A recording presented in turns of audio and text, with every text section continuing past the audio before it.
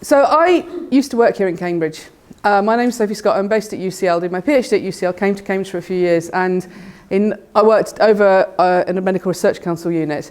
And in 1995, my dear late friend Priscilla Choi, who was based at the University of Nottingham, was organising the Psychology of Women conference. I think it was the second one that the BPS, the British Psychological Society, had ever allowed to happen. And she sent me a poster for it, and I put it up in my office. And my boss had actual conniptions that I put up in my office, a poster about the psychology of women, like, whoa, this is, I'm going to think of it twice about this, Sophie. And I was like, okay. And I'm now absolutely sort of staggered to think, actually, I was still working there, I put that poster up now, I would run into problems still, for completely different reasons, but people would be upset by that poster, and really, how did we get here? Well, more personal story. Another talk I remember going to in Cambridge in a couple of years, maybe 1996, was by Simon Baron-Cohen, who's based here in Cambridge, who was putting forward this new idea about that he'd developed about how men and women's brains were different. And he said that, to categorise it very generally, there are two sorts of brains. There are empathising brains and systematising brains. Systematising brains are very, very good at kind of organising things and working things out and solving problems and doing things like computers and maths. Things that get paid a lot of money. And empathising brains are great. They're just great. They're fabulous. They're such lovely brains. They're really good at looking after people and being paid a lot less. And his argument, he was saying, they would extend this into autism and saying that's, it's an extreme male brain example. It's like the very, very male brain. So it just happens that most men have got systematising brains and most women happen to have empathising brains. That's all. It's just that. So don't worry too much about it. And I remember being very irritated by this. And I actually said in the talk, so he was going, you go to a maths department, you go to an engineering department, you go to a computer science department, they're all men. And I said, go to a prison. Go to a prison, my friend. And it's like, no, not that, not only those. So that was the start of me getting interested in this. And I only really want to just take a gallop through this because, again, it still matters. But now I gave this talk to a skeptic society in Brighton last year, and someone said, don't you get like a hell of a lot of grief from people for giving this talk? And I was like, well, yes, some men don't like it in the science. No, not that. Other people might not like it. And I was quite surprised, but indeed, they don't. So just to think about a little bit about what I've done to this computer, which is, I think, to crash it. There we go. Humans are sexually dimorphic. Okay, everybody terrified. I think Emma's going to explain more about that. We just have to deal with it. There are differences. Of course, I care more about brains. That's what I'm caring about. So this is just an example. Sexual dimorphism in height is quite marked in humans. It's much bigger in many other animals, but it's there in humans. What's that like for our brains? Well, actually, it's much reduced. You don't get quite the same, you get much more overlap between men's and women's brains, although men's brains are still bigger. And in fact, men's brains are bigger even if you control for body size. So there is something going on there. Although women have got more grey matter, which is the kind of computational bit of the brain. Now, you could consider that to be a more efficient brain, perhaps a more streamlined brain, but perhaps you're just getting more bang for your buck. We still don't know why men have got the bigger heads and the bigger brains. There is something else to account for there, but maybe, perhaps it all evens out. You can, if you go in with like thousands of people, start to find differences at a structural level within the brain. And actually they're tiny, absolutely tiny. So there's a guy on Twitter who's always rounding me about this and saying, well, how big would they have to be for it to be meaningful? And I go, well, look at height again. Should we go back to height and look at that one? That does seem to be different. So you get these tiny, now, of course, what this still doesn't tell you these tiny little differences. That's not telling us about all those lovely empathising brains or those supercharged systematising brains. None of that seems to be easily mapping onto anything here. And in fact, if you take something where you'll hear a lot of stuff described about IQ differences between men and women, that's what IQ differences look like. i.e. hardly anything.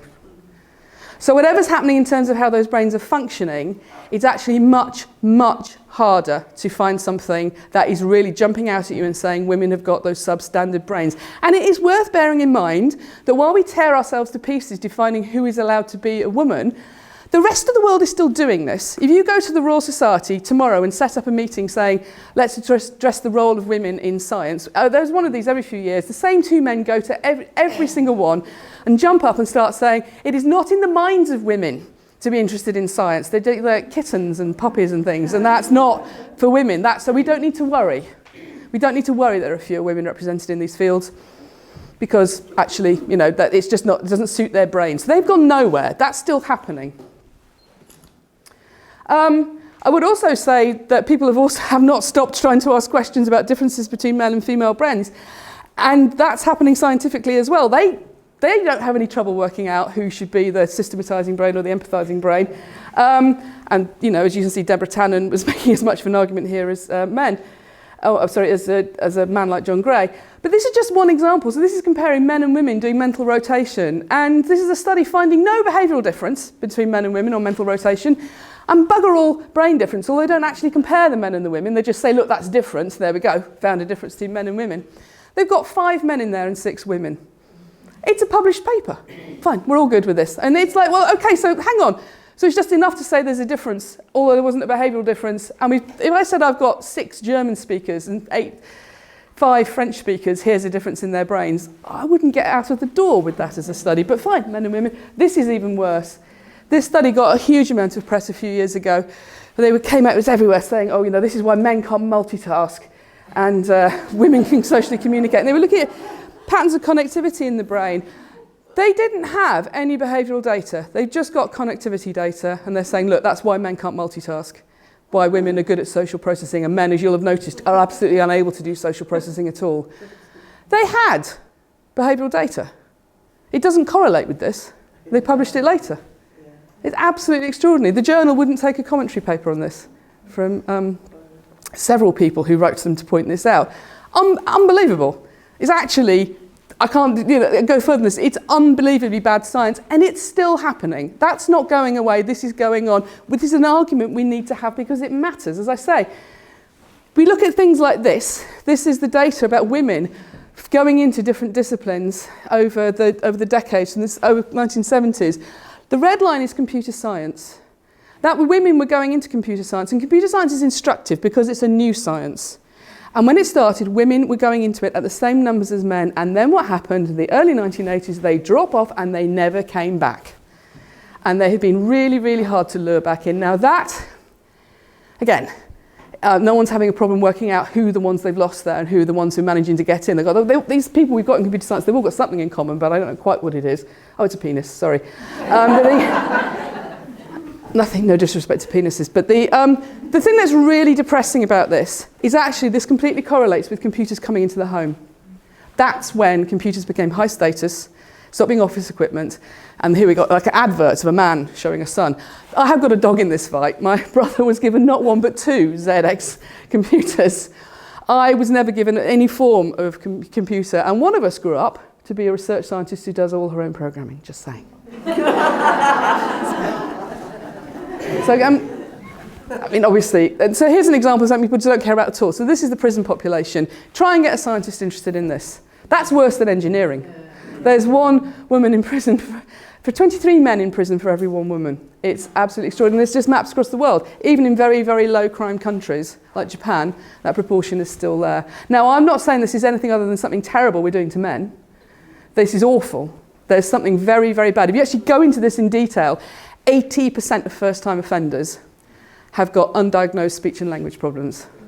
And if those boys, because they're all boys, if those boys get picked up when they're in primary school, there's a possibility they'll get some treatment. Picked up in secondary school, if they're going into school, it will be treated as a conduct problem. So we're doing something wrong. We are misserving men massively by this. But this is a brain difference that we could not literally care less about in science. Have I got a minute for just one last point? Like a little bit of salt, your soul to die? Yeah? Okay. So one other meaning of sex. Just to really... So let's think about sexuality. Let's take the main model for sexuality from science, which is the sheep. Because about 25% of male sheep are gay. Completely gay sheep. They are only interested in other male sheep. They show no interest at all. You kind of strike with your forefoot if you're sexually interested, if you're a male sheep, and the flemons. So you can sort of tell, other than mounting, what's going on. And the beautiful thing about sheep is you can do experiments with sheep that you can't get away with humans. So people have gone in there. Also, it costs people money. You might buy a sheep and that sheep's a gay sheep. It costs money, there's a lot of research. you can study the brains. So the straight male sheep have got a larger anterior hypothalamus than female sheep, and then the gay male sheep have got a somewhat smaller anterior hypothalamus than straight male sheep. However, is that the end of the story? Job done. Okay, we found our gay sheep. They look a little bit more like female sheep, but they don't behave like female sheep. Oh, don't tell me it's crashed at this high point. So there you are, there's the hypothalamus. The gay sheep, bit of the brain. So male and female oriented rams differ in their neural and endocrine response to female sexual cues. The non-gay sheep, the straight sheep, care about the sexual cues in a way that the gay sheep don't. The gay male sheep don't show hormonal responses to female sheep, show to estradiol injections. They're not behaving like female sheep. They behave like male sheep. The object of their attention is another male sheep, not a female sheep. They do the same thing. Their behaviour is different. So in fact, when you think about it, we've explained almost nothing here. And also, just as a side point, well, we say, Sophie, what do the female sheep behave like? No one, well, no, they can tell you. They stand completely still. That's the sexual behaviour of a female sheep, is to not move about.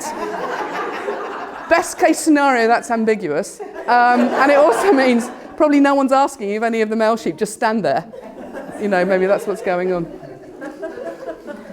Finally, just to go back to brains, okay? So this is sheep, okay? This is actually a bigger picture. So across studies, around half sheep, well, about 20%, so between 12 and 18% of male sheep are completely asexual. They are uninterested in any sex. We've got around 10% of sheep, male sheep being gay. We've got another interesting 20% bisexual. Only half of adult male sheep are what you might call straight.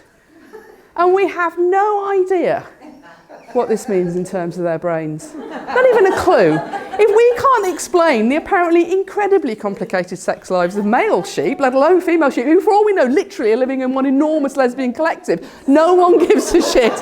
It doesn't cost people money, they don't care. No one is asking these questions. We have no idea. So I think at the moment, this stuff, we have to be able to define our terms. We have to be able to meaningfully talk about men and women and their brains and the different things those brains have access to. There's evidence that people spend 20% more raising a boy than raising a girl. And when you ask them what they spend it on activities, musical instruments, computers. We raise boys differently, they end up with different brains. And I think we really do have to be able to say what those things are. It matters. Because the people making the opposite arguments, women just can't do this, they're going nowhere. And they know exactly who they're talking about. Thank you.